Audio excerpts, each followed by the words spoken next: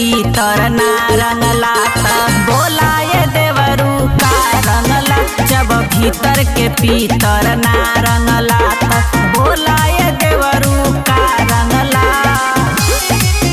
जब भीतर के पीतर ना रंगला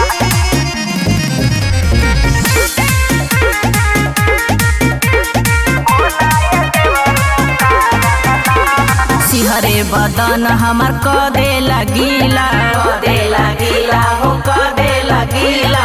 डाल देला भीतर से हो गईली ढीला जी हो गईली ढीला। सिहरे बदन हमार कदे लगीला। डाल देला भीतर से हो गईली ढीला। लहंगा रंगला चोली रंगला रंगला त बोला का रंगला। अरे लहंगा रंगला चोली रंगला रंगला त बोला का रंगला। जब भीतर के पीतर ना रंगला त बोलाए देवरू का रंगला। जब भीतर के पीतर ना रंगला त बोलाए देवरू का रंगला। जब भीतर के पीतर ना रंगला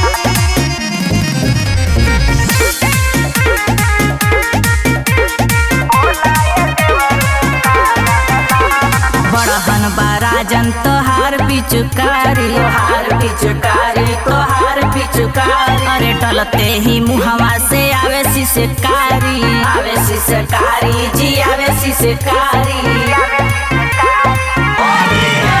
अरे बड़हन बा मिथुन तोहार पिचुकारी। डलते ही मुहवा से आवे सिसकारी। थोड़ी रंगला जो बना रंगला रंगला त बोला का रंगला। थोड़ी रंगला जो बना रंगला रंगला त बोला का रंगला। जब भीतर के पीतर ना रंगला त बोलाए देवरू का रंगला। जब भीतर के पीतर ना रंगला त बोलाए देवरू का रंगला। काए देवरू ना रंगबा का।